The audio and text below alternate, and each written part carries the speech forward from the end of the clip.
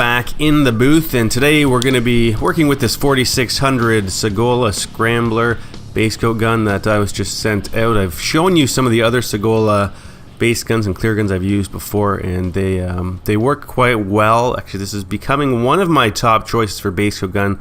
So the other one of my other favorites, I'm going to be showing you in a little bit here near the end of the video on the next job, working with translucent colors today.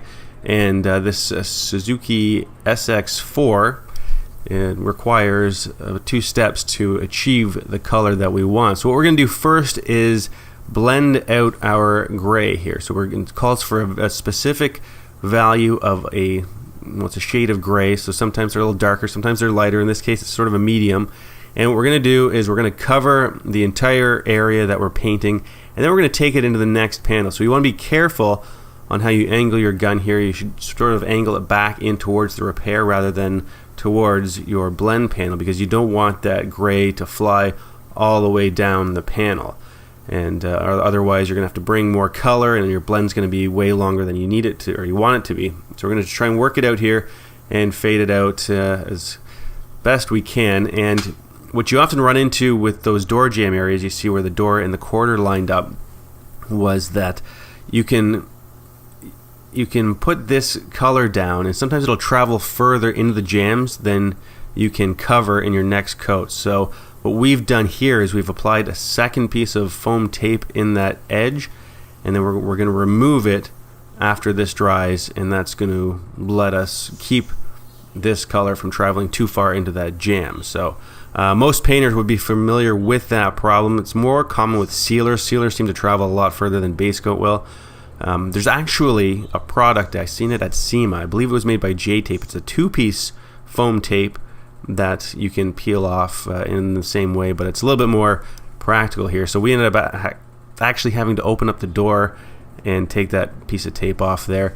I'm sure there's some other good tricks out there, so if you know of any, be sure to show them out in the comment section below. So my man Al here is going to test out this gun and give me his take.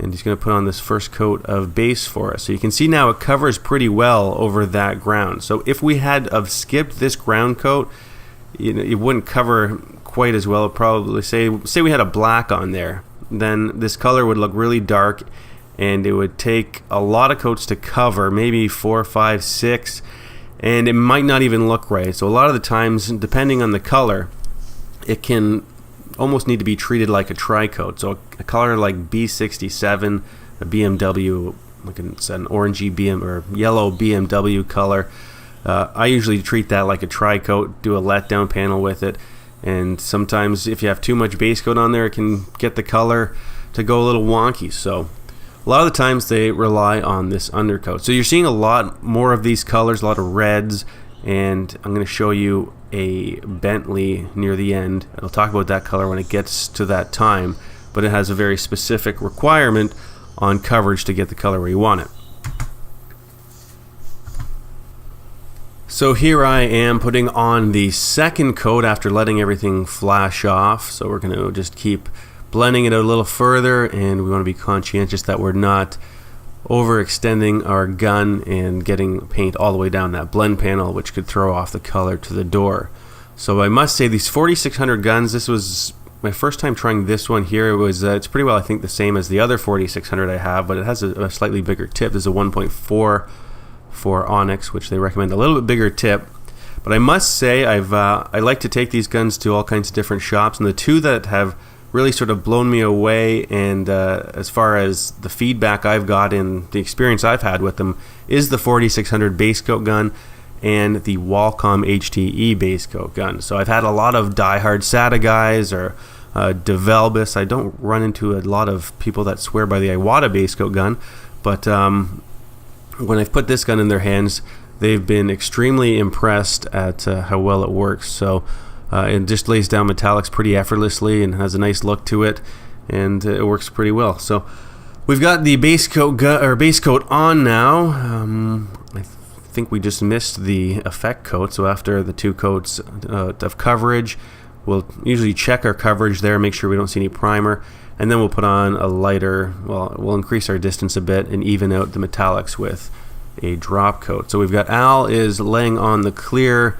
using the 4600 Segola clear gun, and he was a little indifferent to this. Again, it's his first time spraying with the gun, so it usually takes you a few cracks at it to really get dialed in and get a good feel for the gun and your spraying style. This gun, it kind of reminds me of the new Techna clear coat gun, just the way it hammers on the clear. It puts it on pretty wet, so I would say it doesn't seem to atomize it as fine as something like the Iwata WS400 would. But if depending on how you like to spray, it puts the clear on quick, so you're in and out in a hurry. So we've got this job almost cleared here. We're going to move on and talk about this next color on the Bentley.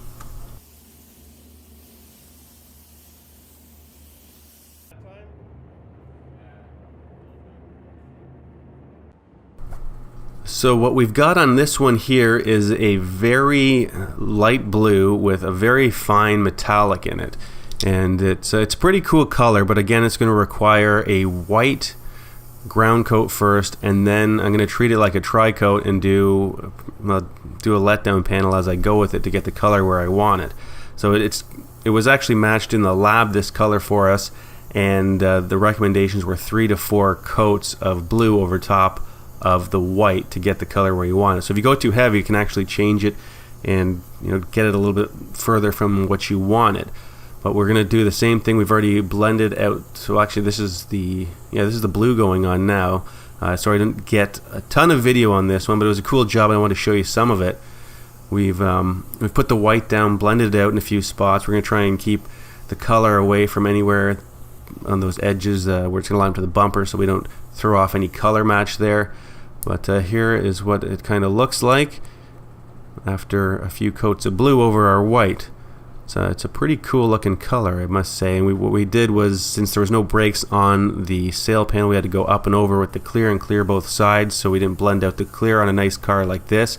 And what we've also done is put on an extra coat of clear. So there's 3 coats of clear on this one, and that's going to let us sand it down and match the factory look, which is what they do from the factory. Is they sand it right down and they polish it up, so you've got pretty well no texture at all, which is pretty difficult to spray. I'm sure there's probably some paint superstars out there that might be able to tell me wrong, but I've never seen anybody lay down product without a bit of texture, and especially when we get into these low VOC products, which tend to have a little bit more body to them, and it's tougher to lay them smooth. But this is what we got here. We got the HTE clear gun from Qualcomm there. That's actually a pretty nice clear gun as well. So these are, I'm just showing you a couple of different gun options that maybe, I guess in North America you don't see a lot of. The base coat gun, actually it's a funny story, I had to go borrow that base gun off of Gabe from Motivated Painters. So he was kind enough to help me out, because I sort of ended up painting this thing in a pinch out of town, and I didn't have a base coat gun with me.